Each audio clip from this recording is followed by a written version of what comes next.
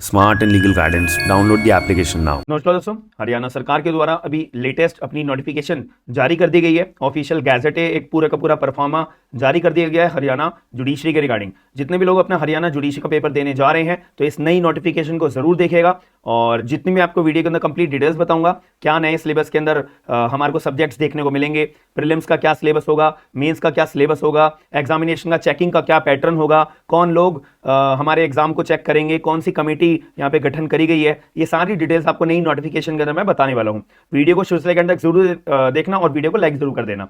बाकी हम जैसे आपको स्क्रीन के ऊपर ये दिख रहा होगा, ये रही हमारी ऑफिशियल नोटिफिकेशन।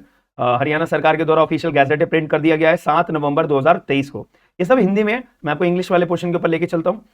ये देखो 7 नवंबर 2023 को यहाँ पे बोला गया है कि भाई देखो, यहाँ पे जो कमेटी हमने बनाई है, 3 जजेस ऑफ द हाई कोर्ट की बैठेंगे, advocate general, chief secretary and chairman of the Haryana public service commission. ये सभी लोग यहाँ पे गठन करे गए हैं और कमेटी बनाई गई है। यही लोग अपना प्रीलिम्स का, मेंस का और वाइवा वॉइस का सबका सुपरविजन इनके हाथ में रहेगा। और इन कमेटी को गठन कराने का ऑर्डर किसने दिया है? पंजाब हरियाणा हाई कोर्ट के द्वारा दिया गया है, याद रखिएगा। अब हरियाणा जुडिशरी का पेपर देने जा रहे हैं तो 3 स्टेजेस आपको क्लियर करनी पड़ती है, प्रीलिम्स, मेंस और इंटरव्यू, जिसको हम वाइवा वॉइस बोलते हैं।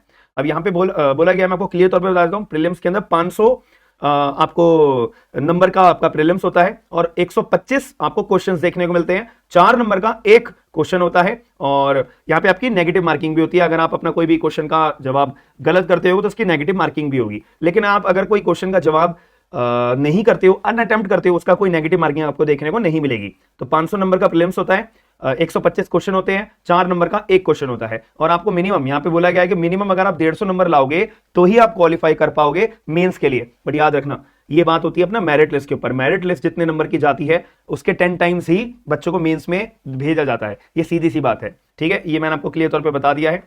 जो एज अ एस्पिरेंट के तौर पे, एज अ जुडिशरी एस्पिरेंट जो अपना जज का पेपर देने जा रहा है हरियाणा जुडिशरी के लिए, उसको जो जो बातें हमारे को पता होनी चाहिए वही सारी बातें बताऊंगा। और भी बहुत सारी बातें हैं वो आप देख सकते हो। ये हमारे सामने आ गई है, मैं ठीक है। सिलेक्शन कमेटी ही पेपर को सेट करेगी, चेक करेगी, इवेल्युएट करेगी, आंसर शीट्स को वाइवा वॉइस कंडक्ट करेगी, वगैरह वगैरह। ये मैंने आपको ऑलरेडी बता दिया है। एंड अब यहाँ पे मैं आपको क्लियर तौर पर बताऊं, प्रीलिम्स का जो सिलेबस होता है वो हरियाणा जुडिशरी में जो मेंस का पेपर होता है ना, civil law 1, civil law 2, criminal law, तो ये 3 आपको अपना प्रिपेयर करने होते हैं। और अगर ये 3 आप चीजें अपनी प्रिपेयर कर लोगे, civil law 1, civil law 2 and criminal law, एक तरह से आपका हरियाणा जुडिशरी प्रीलिम्स का सिलेबस सेम हो जाता है, ठीक है। तो हरियाणा जुडिशरी का प्रीलिम्स का जो सिलेबस होता है वो बिल्कुल सेम होता है मेंस के पर्सपेक्टिव में अगर मैं बात करूं, सिविल लॉ 1, सिविल लॉ 2 और क्रिमिनल लॉ के अंदर। अब मेन बात आ जाती है सिविल लॉ के अंदर क्या बता रखा है।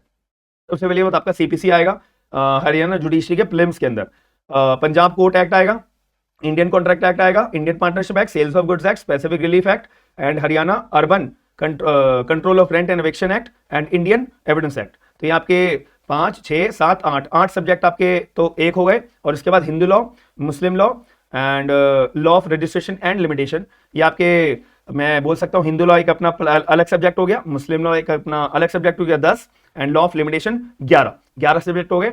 एंड क्रिमिनल लॉ में IPC 12th, CrPC 13th, Indian evidence act 14th। तो ये आपके 14 सब्जेक्ट्स आपके लॉ के आएंगे आपका हरियाणा जुडिशरी। अगर आप प्रीलिम्स का पेपर की तैयारी कर रहे हो तो ये चीजों का आपको अपना 15 सब्जेक्ट, 14-15 सब्जेक्ट जो भी हमारे को मेंशन करे हुए हैं सिविल लॉ 1 के अंदर, सिविल लॉ 2 के अंदर एंड क्रिमिनल लॉ के अंदर, ये आपको बहुत सॉलिड तरीके से प्रिपेयर करने ही होते हैं।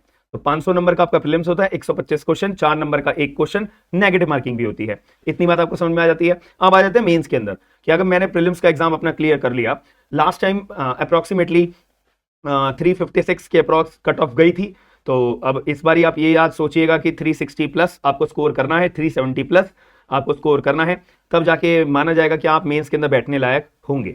अब यहाँ पे याद रखना, जो आपका मेंस का पेपर होता है वो हमारा कवर होता है 5 रिटन सब्जेक्ट्स और एक आपका वाइवा वॉइस।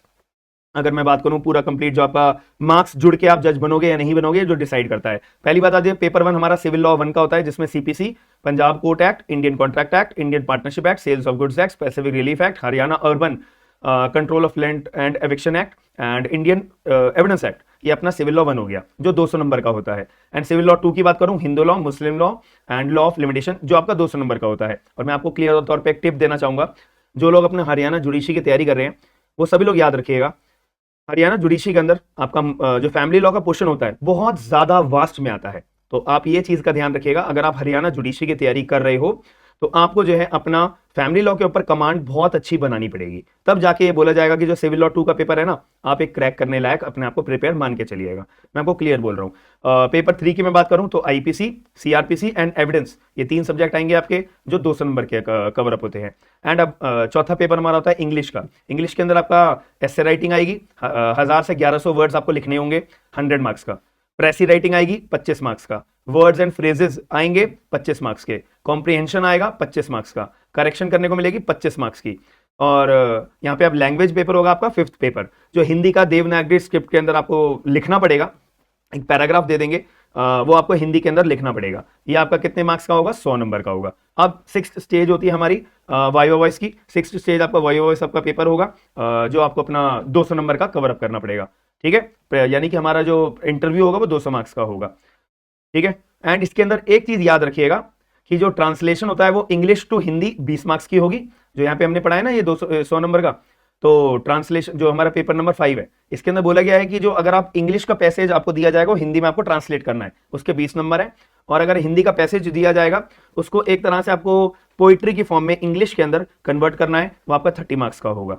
और आपको एस्से राइटिंग, आइडम्स, करेक्शन, वो आपका 50 नंबर का पेपर होगा। ये चीज आप याद रखिएगा, जो आपको अपना कवर अप करना पड़ेगा। इसके अंदर हमारा ये 100 मार्क्स का हमारे को समझ में आ गया। तो मैंने आपको सिलेबस एक तरह से प्रीलिम्स का और एक तरह से मेंस का ये कंप्लीट बेसिस पे आपको बता दिया है, नेगेटिव मार्किंग भी बता दी है, एंड कट ऑफ इसकी मैंने आपको बता दी है। बट और इसके अंदर हमारे को सबसे पहले स्ट्रैटेजीज पे अपना फोकस करना होता है।